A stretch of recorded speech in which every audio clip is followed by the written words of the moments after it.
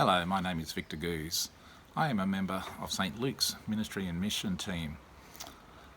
I've been asked by Maury to share a message with you this week as he is on holidays. So I'd like to continue on the Pentecost theme by my message called Reaching Out Through COVID-19. How the world has changed since the last sharing time in February. I remember saying that COVID-19 wasn't much more than a bad cold, and I was wrong and apologise for underestimating the effect that it would have on our world. Our new world of self-isolation/imprisonment is so different from the life and freedom that we once had. Thankfully, fishing wasn't banned, as I definitely would have gone crazy by now. I, like 85% of my fellow workers, have been working from home, starting from home to go to jobs, and learning to spend much more time around our wives. She now calls me M-O-T-H, Moth, man of the house.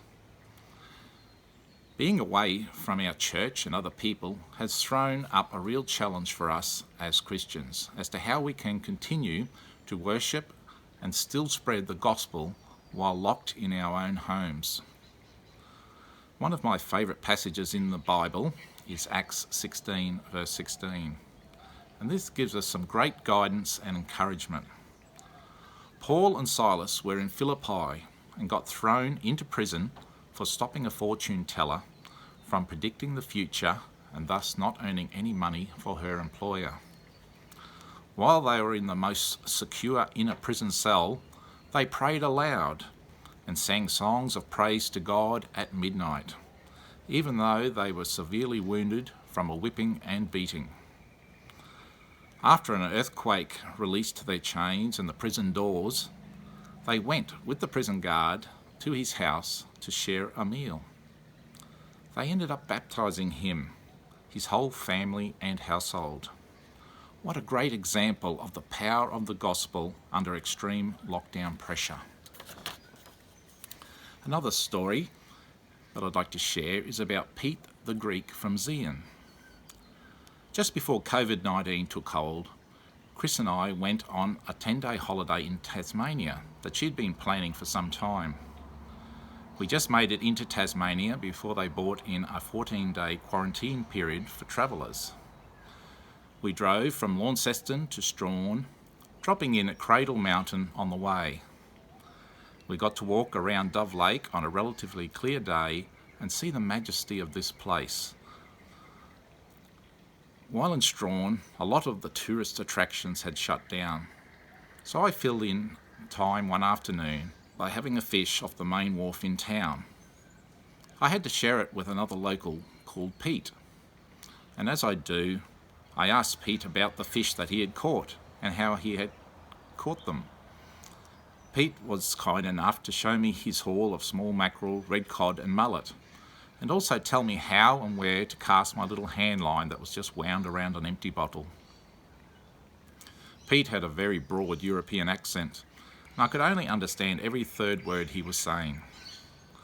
After an hour of struggling to understand him in our conversations about fishing and politics, etc., I noticed that I could pick up nearly every word that he was saying. I managed to catch a few small red cod, and as I was about to leave, I shared a little saying with Pete about life. It's not the water on the outside of the boat that sinks it, but it's the water on the inside that sinks it. Life's troubles are like the water, and if we keep the love of God full inside us, these troubles cannot get in and sink us. When Pete heard this, he really opened up and wanted to tell me his story and journey of his life. He said that he had come to Australia from Greece and had become a very successful businessman, as most Greeks are. He would lend money to his friends when they needed it, but when the global financial crisis hit, he lost everything and was destitute. His marriage broke down, and he had to turn to these people that he had lent money to ask them for a loan in return. These so-called friends shut the door on him and told him to go away. He ended up in a little backwater town of Tasmania called Zeehan, near Strahan. On one of his darkest days, he prayed to God and he received a message that he should go to a local church and look for help there. But if they did not talk to him, then he should just tell them to go jump, wipe his feet and move on. So he attended a small Anglican church and sat through a service, and at the end he was greeted by the people and offered a meal and fresh clothes. He came back the next Sunday and became a regular attender. He listened to the message and became a Christian and then was baptised. He also heard that the female priests liked to fish, so he took her to Strahan Wharf one day. Then again a few more times. One thing led to another, and he ended up marrying that priest and is now happy to be a moth that goes fishing still, sometimes for fish and sometimes for men. We shared a lot in common. As I left to go to my car, he gave me a DVD produced by his church about the grandeur of Tasmania and how we can see God's creative handiwork in nature. I just love it when someone actually witnesses to you when you think you are about to witness to them. The Holy Spirit had worked an amazing thing in Pete's life and shows us to take every and any opportunity to share the gospel. As we have been in this lockdown, we've had an amazing opportunity to find new ways to worship and share the message remotely. Pastor Maury's plans for his last Easter celebration were curtailed by COVID-19, but he's found a new way of preaching through his devotions, recorded on an iPad and shared online on our church's Facebook page. Many of us have been worshipping virtually in other larger churches' live broadcasts on the internet on Sunday mornings. Witter have been very active in regular meetings using the Zoom conferencing program on Thursdays and other times. There have been countless other examples of people finding new ways and better ways of living and sharing the message of love that we all need so much at this time.